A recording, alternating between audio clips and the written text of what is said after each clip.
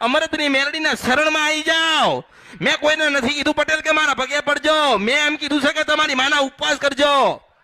અને જ્યારે જ્યારે દુઃખ પડે, જ્યારે જ્યારે વેદના પડે, ત્યારે ખાલી મારી આપેલી કંઠીન તો પકડો. જો એમાંથી નીકળું નહીં તો મારા અવતારમાં ખોટ પડે. કેવા હું મેલડી છું, હું 100 વર્ષ પર નથી કદરપ્યા મેલડી છું. ભક્તિ ભક્તિ ભક્તિ ભક્તિ ભક્તિ. ગમે તેવું દુઃખ પડે, ગમે તેવી વેદના પડે, આમથી આમ થાય, અમે અમૃતની મેલડીને ભૂલીશું નહીં. આવા શબ્દ તમારા નીકળવા જોઈએ. અને હું તમારા હૃદયમાંથી ના નીકળું તો મારું નામ મેલડી નહીં. અને મેલડી બધી જગ્યાએ એક નથી, એવું ના વિચારશો. આ મેલડી એક છે, આ મેલડી એક છે. અરે હું એમ કહું છું કે તમે આખી દુનિયામાં ફરીને આવો ને, કોકે કીધું કે ડોશીના રૂપિયા મળે ના મળે. મેં એક જણને કીધું છે કે તારા દીકરાના હાથથી તારા ઘરે આવીને બાજરીનો રોટલો ના ખાઓ. અને 13,000 વર્ષ પછી ધરતી પર શંકર ભગવાને મોકલી છે મને ડોશીના રૂપે. 107 કે 10 કે 90 વર્ષની ડોશીના રૂપે જો તારા ઘરે આવીને લાલ કલરનો હાડલો ના ઓઢું તો મારું નામ કળિયુગમાં મેલડી નહીં, હું મેલડી છું આ કળિયુગમાં.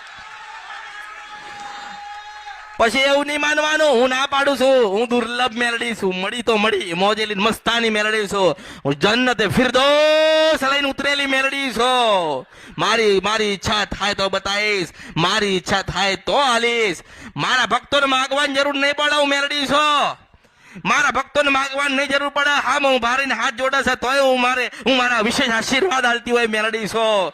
પેલા ખૂણામાં ઉભો હોય ને દીકરાને દુઃખ હોય ને મને આશા રાખતો હોય તોય હું આશીર્વાદ આલું છું. હું અસલ જાગતી મેલડી બોલું છું આ કળિયુગમાં. મને ઓળખો ને તો ઓળખાશે આ કળિયુગમાં. હું આવડી છું, હું 7 વર્ષની છું. બનવા જવું તો 7 વર્ષની, અને બનવું તો પછી 13,000 વર્ષની ડોશી બનું છું. તમારે નક્કી કરવાનું છે. તમારે દુઃખ જોઈએ કે તમારે સુખ જોઈએ છે? તમારે સુખ જોઈએ છે ને, સારું જોઈએ છે ને. તમે દરેકને પોતાના જીવનમાં જે દુઃખ છે દૂર કરવા માંગો છો ને. કેમ આયા છો? દુઃખી છો એટલે આયા છો. સુખી હોત તો આવત. અને જે દુઃખી હતા એને સુખી કર્યા ને એટલા જ બેઠ્યા છે. હું મેલડી છું. એટલે ઓળખો, મેલડી બધી એક.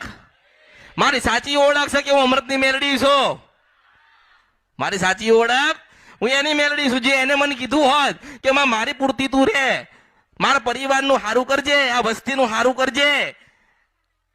કે ને એ તો મને કહી શકતો હતો ને. અને મને કે ના મારા કીધે તમે રહો. ના એને કીધું હો કે માં તમને મોજ આવે ને તમે એમ રહો. માં તમે મને મળ્યા